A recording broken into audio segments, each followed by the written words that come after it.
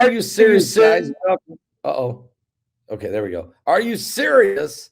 Welcome, everybody. This is the Coming Apocalypse. I'm Pastor Paul Begley, and I am so glad to be with you tonight. Wow, this is Sunday Night Live, and it really is Sunday Night Live. We just had a tremendous time at the Solid Rock Church, Birmingham, Alabama. Are you serious? The Elevate Conference has elevated everybody that showed up there. I'll guarantee you. And you can even watch it online at their YouTube channel, Solid Rock Church out of Birmingham, Alabama. We'll get that link for you later and throw it in the chat room for you so you can go and watch the service live. You can watch the message and all of that. It's on the archives on YouTube. Okay. Anyway, Pastor Larry Ragland and Sandy Ragland just rolled out the red carpet. They really welcomed everybody there to the house of the Lord this week. They've had tremendous breakthroughs all week long. Crowds were wonderful. And there were 9 people saved in this morning service, which was just incredible.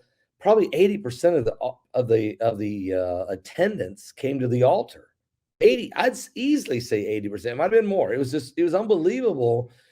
I said I was going to lay hands on everybody that came forward. Well, there were so many. I said, whoop, time out. I need some preachers to help me. I can't get to everybody. And so it was really amazing, really, the service, the praise and worship there. We just had a great time. Tom Harris was there. Tom Harris, he lives about 30 minutes from there. He's a Marine. He's been with us, watching this online. He's been a part of this online church for years. And he's also a member of our Patreon channel. It was great to get to meet him and do a selfie with him. There were some other folks that came forward that we got to meet for the first time. One sister is going to go with us to Israel, and her and her daughter are going to go with us to Israel. That was amazing. And it just, you know what? It was just incredible. And Larry Ragland, Bishop Larry Ragland is going to go to Israel with us. Okay. So, wow, you definitely want to get a seat for this trip. This will be a trip like none other. I knew this was going to be a Holy Land experience, but I mean, this is really going to be a Holy Land experience. So you don't want to miss it. And you just got time to get in, okay? You just got time to get in. This week, you need to lock down your seat this week. So get with Tara Trogler and let her know. Let me just put a shout out for noblegoldinvestment.com. That's www.noblegoldinvestment.com. I don't know about you, but if your 401k, if you've looked at it lately, it has lost about 30% of its value. Some people, it's lost as much as 40, 45%. Some people maybe 25%, but ain't nobody gaining right now because the entire market has lost 8,000 points from 36,000 to 28,000 under President Biden's administration and his policies. And then you couple everything else going on collectively, the droughts, the supply chains disruption, the wars and rumors of wars. I mean, this world is on the brink, literally on the brink. And and I tell you something, Delane and his wife, Michelle, they were just so kind to us. And really, we just had a great time with everybody at Solid Rock Church, really everybody at Solid Rock Church, Birmingham, Alabama. I tell you, folks, this is a church on fire. It's a church on fire. I got that prophetic word from the Lord, but I'm telling you, I'm not joking around. It is absolutely on fire. So if you live anywhere within 45 minutes, let's say, of the city of Birmingham, you need to go to this church, Solid Rock Church. You need to go there next Sunday. Service starts at 10 o'clock. Seriously, if there's some needs in your life that need to be broken off of you, if Satan's been beating you up, if there's some areas in your life that you need repentance and change, if you've been praying about some certain things and need breakthrough, this is where you need to go. So if you live in the Birmingham, Alabama area, I highly recommend you go there. It was just a great time in the Lord. Really, really, I really appreciate everybody there. Let me put a quick shout out to all of you to tell you that this online church is amazing. We're so thankful for each and every one of you that have gathered here today. God is going to do something supernatural in this broadcast tonight. I don't know exactly whose life is going to change, but somebody's is. And the Bible tells us when you see these things come to pass, he said, look up, lift up your head, for your redemption is drawing nigh, and we certainly are watching that. No, I'm not in Alabama, Brock, so you'll know. I'm live from somewhere in Tennessee tonight. I'm live from somewhere in Tennessee, okay? And that's all I'm going to let you know. But it is in Tennessee. So anyway, tonight, let's get right into the some of the things that are happening. I've got my Bible close by because we're definitely going to have to dig into it. If you go to Matthew 24, it's really easy to go there. I'm calling this broadcast World on the Brink. World on the Brink. And it is. It really, really is on the brink. If there ever was a time that we're living in these last days, it's now. I'm glad 1,000 of you have already joined us tonight. If you go with me to Matthew 24 or Mark 13 or Luke 21, you'll see the similarities in the scripture, especially in the Gospels, about the signs of the end times. And this Matthew 24 really is a roadmap to the Jesus's roadmap to Bible prophecy of the end of days. And there's several things he says, but he does mention wars and rumors of wars. You can read it right there. In verse 4, it says, Jesus answered, said unto them, take heed that no man deceive you, for many shall come in my name, saying, I am Christ, and shall deceive many. And ye shall hear of wars and rumors of wars.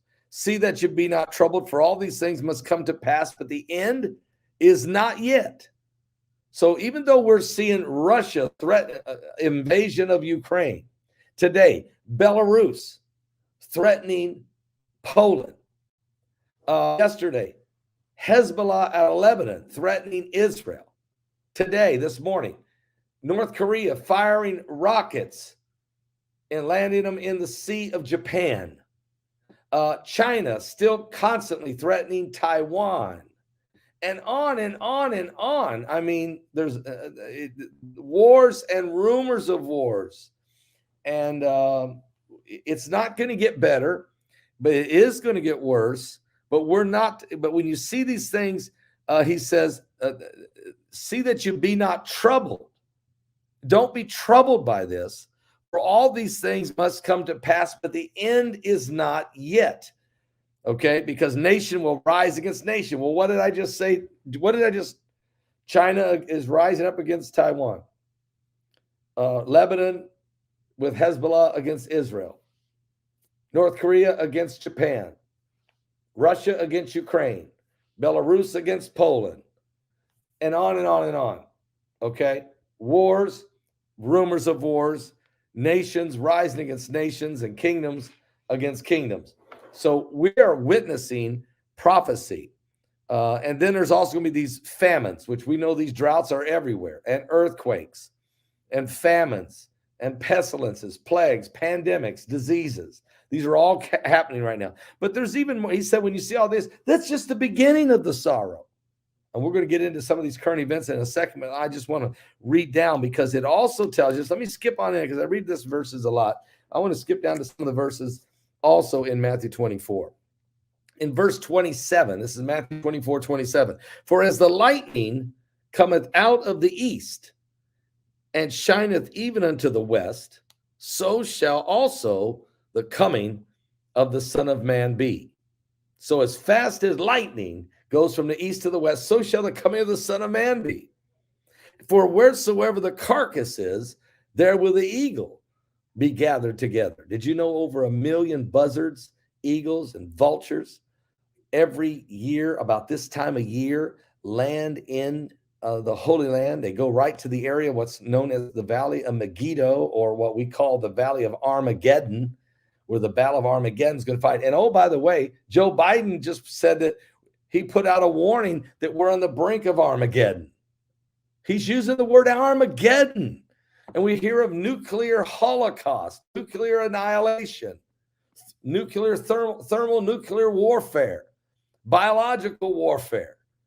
These terminologies, Putin every other day threatening to throw a nuke.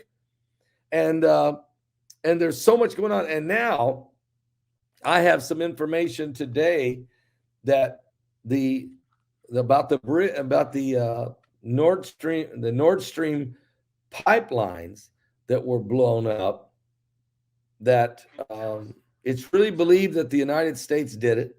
Putin believes it for sure. Russia really suspects it, and that could be, that may have just opened the door, or Putin may use this as a reason to justify a nuclear attack somewhere in the world. So, but it doesn't shock us, because we know that the press secretary of the United States said that if Putin invades Ukraine, we may blow up the Nord Stream pipeline. We know Biden said it in January. Then he said it again in February. So we shouldn't be shocked if the United States did it. Matter of fact, I would lean heavily to the fact we probably did. And the reason we did, if you look at this from a practical standpoint, if we did, I should say, it would be to take the leverage away from Vladimir Putin, the leverage that he holds over Europe by turning off their gas. He's already turned off their gas, but it's still a leverage he has. But if you blow up the pipeline, he no longer has that leverage. It's gone. He can't hold it over anybody's head if it don't work. But Israel is building a pipeline that will supply Europe. And so the United States knows that. And so they might have figured, why not just blow it up now, take Putin's advantage away, and let's go ahead and let Israel finish the pipeline, and they'll be the supplier of natural gas to Europe. And that's probably what has happened. And so anyway, where you see the carcasses there, will the eagles be gathered together? Immediately after the tribulation of those days shall the sun be darkened, and the moon shall not give her light, and the stars shall fall from heaven, and the powers of the heavens shall be shaken. And so we're going to see meteorites and asteroids and all types of deep impacts. And we know that's good, that we know that's going to happen. It tells us that in Revelation chapter 8. So immediately after the tribulation of those days. Now, that doesn't mean that that is the tribulation period, but it's certainly a time of great sorrow, tribulation, or peril, or danger. Okay, so when this happens, you're going to start seeing meteorites hitting the earth, and asteroids. And matter of fact, the heavens are going to be shaken, and Planet X, Nibiru. We're getting ready to do another webinar. Heidi, can I announce that? We're going to do another webinar. Okay, we're gonna do another webinar, and so we'll let you know more about that. But we definitely got to get you up to speed on not only Planet X, but we got to tell you what else is happening, how the heavens are shaking, and how meteorites and asteroids are headed in this direction. And this is really right out of the pages of the Bible. So I'll tell you more about that later. But then shall appear the sign of the Son of Man in heaven. When these things start happening, we're going to see the sign of the Son of Man in heaven. And then shall all the tribes of the earth mourn, and they shall see the Son of Man coming in clouds with power and great glory. And so, folks, we're living in a time where the imminent return of Jesus Christ. The bride is preparing herself. Pray that you be worthy to escape the hour of temptation that's coming up on the earth. We're in this day, so I'm not troubled by it. I'm not down and out. I'm not afraid. For the Lord hasn't given us the spirit of fear, but of power, love, and a sound mind. And so when we say it's a world on the brink, we mean that. The world is on the brink. And when we come back, we're going to take a look at all of these things that are happening, plus a whole lot more. I'm going to tell you about President Biden's Armageddon warning, and on and on. We're living in the last days. We'll be right back after this. Mama, you know I'll be there. I'm a checking in my load where there ain't no grave gonna hold my body down. No, there ain't no grave gonna hold my body down. Oh, there ain't no grave gonna hold my body down.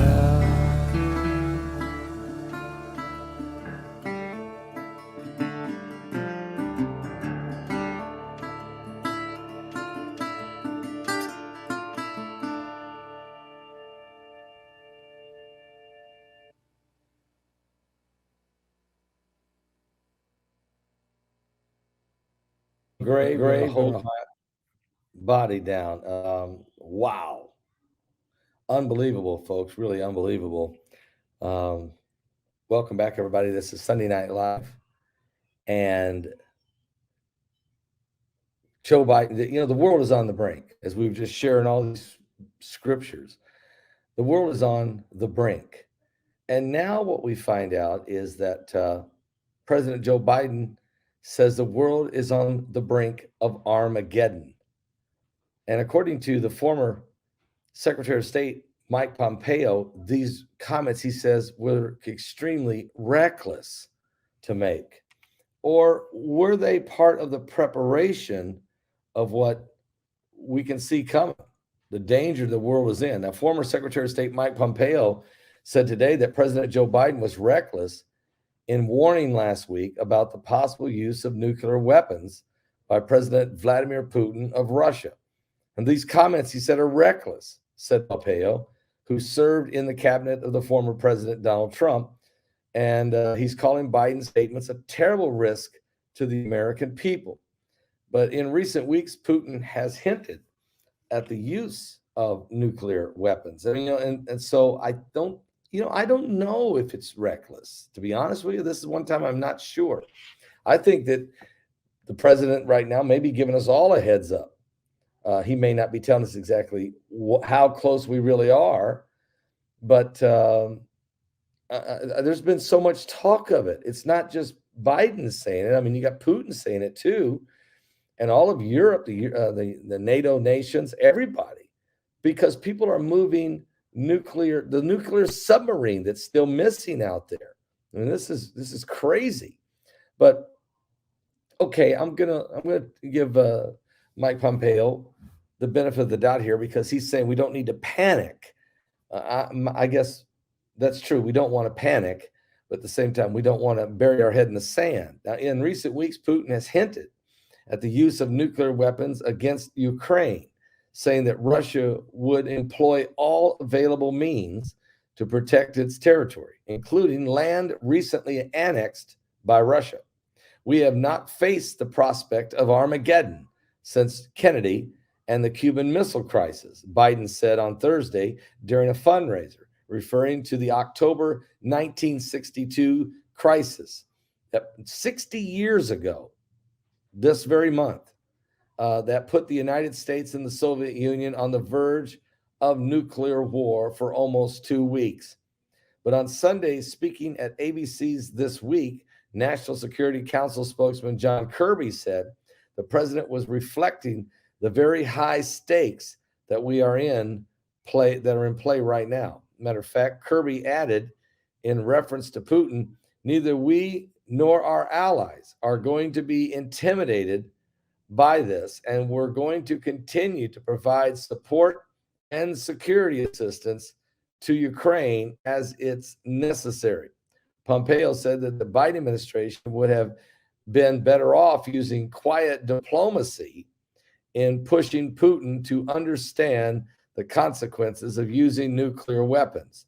I hope that they are doing this quietly, he said to host Shannon Brink.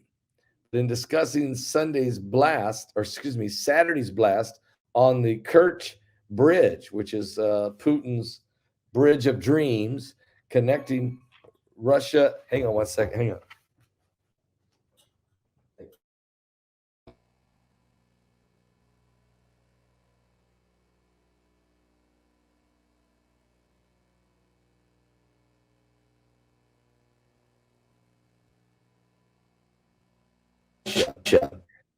He said, neither we nor our allies are going to be intimidated by this, and we're going to continue to provide support and security assistance to Ukraine as is necessary. Pompeo said that Biden's administration would have been better off using quiet diplomacy in pushing Putin to understand the consequences of using nuclear weapons. And I hope that they are doing this quietly. In discussing Saturday's blast, though, on the Kerch Bridge, give me one second here, on the Kerch Bridge connecting Russia with Crimea territories that Putin annexed in 2014, Pompeo said, my guess is that the Ukrainians had something to do with it. Pompeo said that no matter who damaged the bridge, the attack represented a symbolic defeat for Putin, noting that the bridge was opened with great ceremony by Putin in May of 2018. In different historical contexts, people dreamed of building this bridge, Putin said to the workers at the time. Then they returned to this in the 1930s, 1940s, 1950s, and finally, thanks to your work and your talent, this miracle has happened. This is Putin's Bridge of Dreams. You know, it's because during the soft invasion, he was able to convince the people of Crimea that they should join Russia. That was 2014.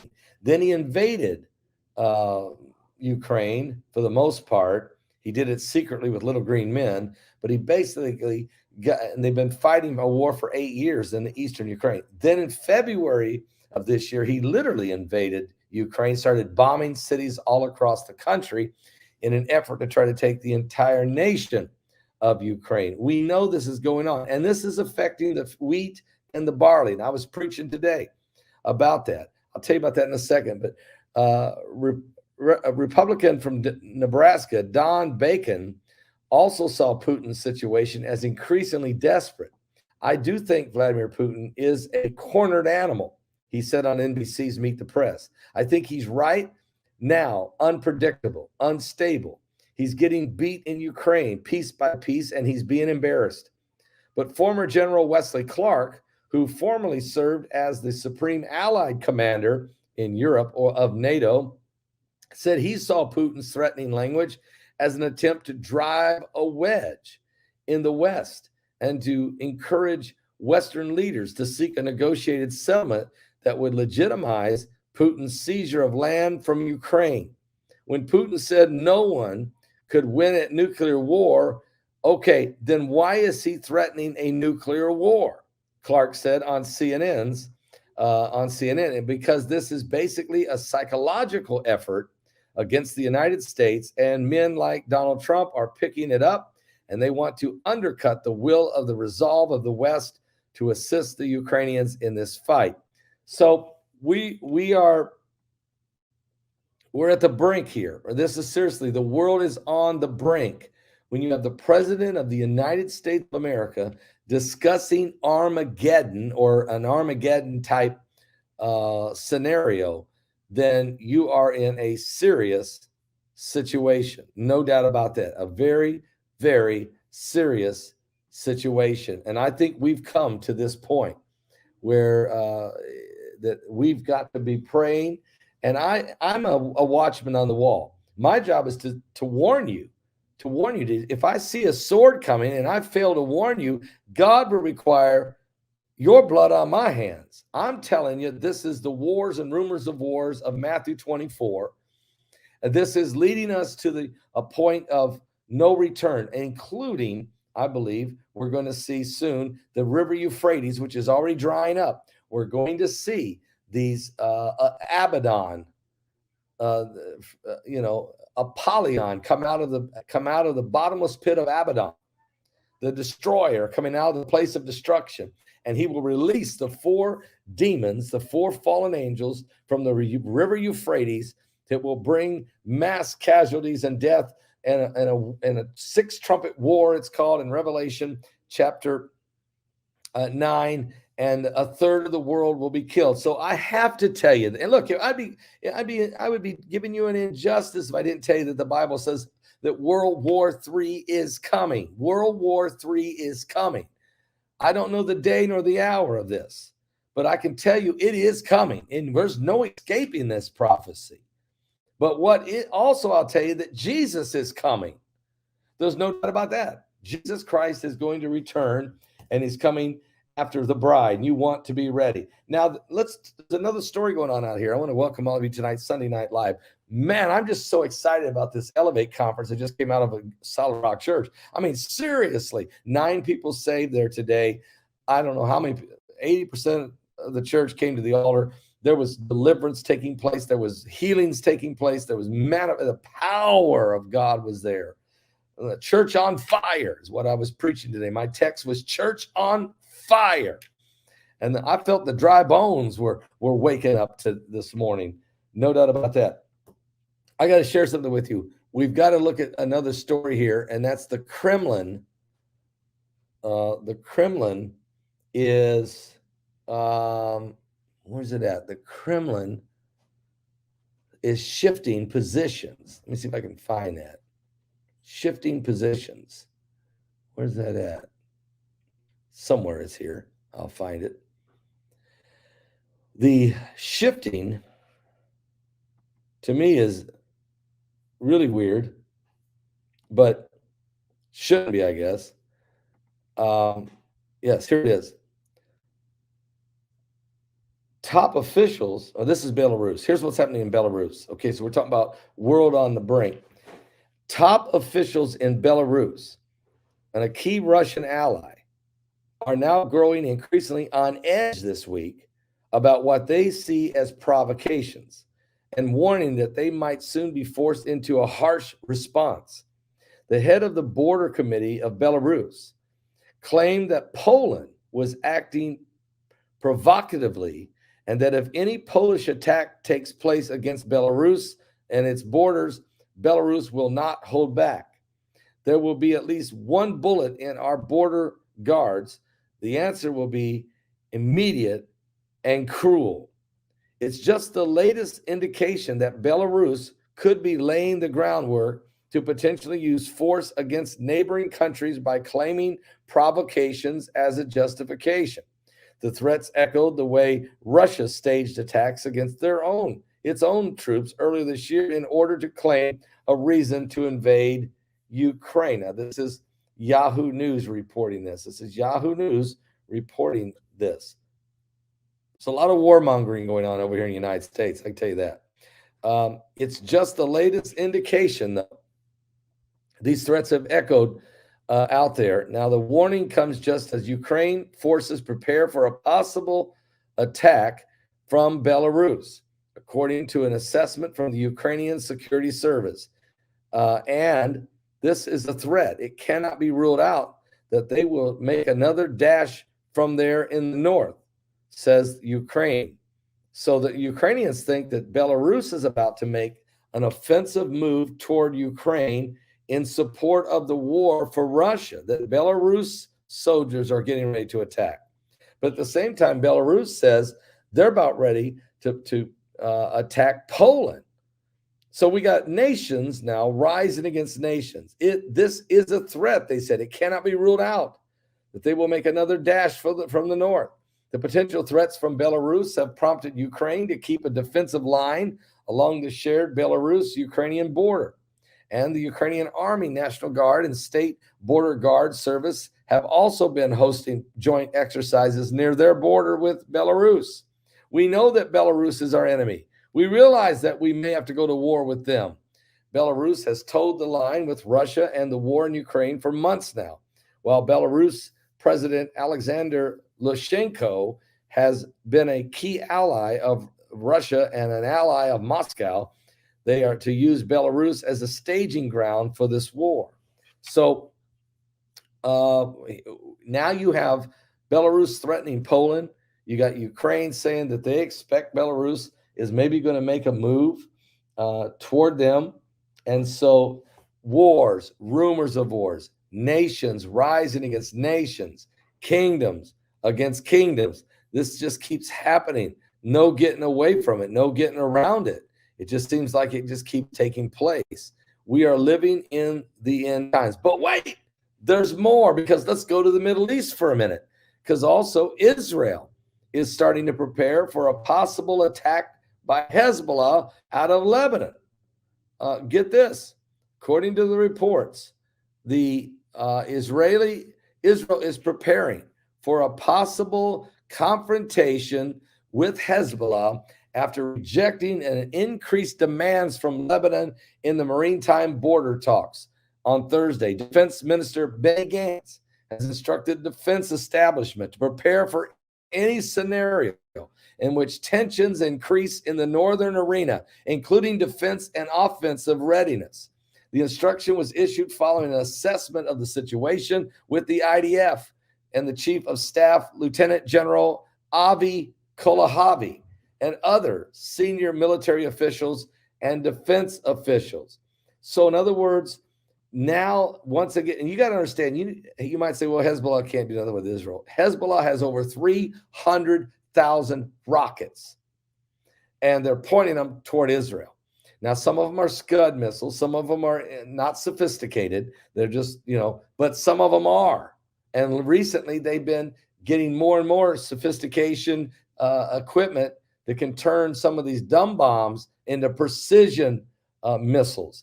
Shortly afterwards, the Security Cabinet of Israel authorized Prime Minister Yair Lapid and Defense Minister Benny Gantz and alternative Prime Minister Naftali Bennett to take decisions if there were to be an escalation in the north. Now, Gantz warned that Israel will defend its infrastructure regardless of the outcome of negotiations.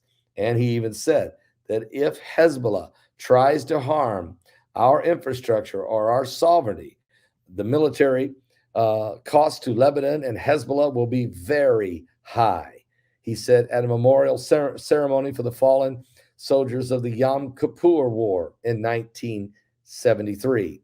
Now, Yair Lapid rejects the Lebanese counter-proposal. Lapid rejected the changes and proposed by Lebanon to a maritime border agreement drafted by the United States. And a senior diplomatic source said on Thursday, the prime minister emphasized to U.S. energy envoy that Israel would not make any more concessions. The United States draft presented to Israel and Lebanon last week was meant to close to the final version of the agreement settling dispute over these two countries' economic waters. But Lebanon submitted its comments on the draft on Tuesday. Lapid assessed some of the demands to be new and significant and instructed the negotiating team to reject them. Prime Minister Lapid made clear that he will not compromise on Israel's security and economic interests, even if it means there will not be an agreement soon. In other words, they're not going to compromise with Lebanon.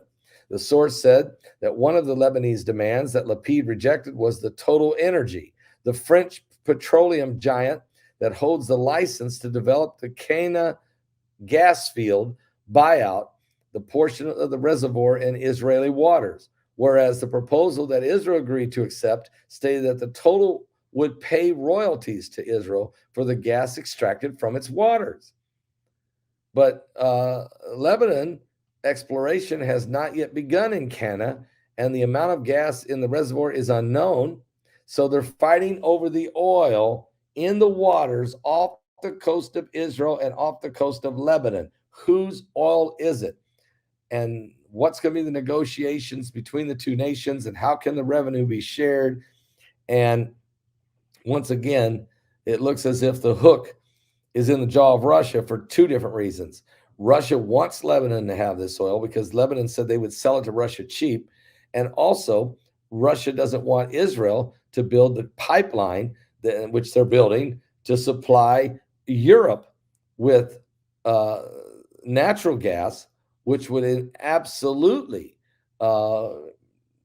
mean that Europe doesn't need Russia's natural gas no more. So you see the hook is in the jaw. Things are tightening up all over the world. This is a world on the brink. And so this is right out of the pages of the Bible. We are living in the last days.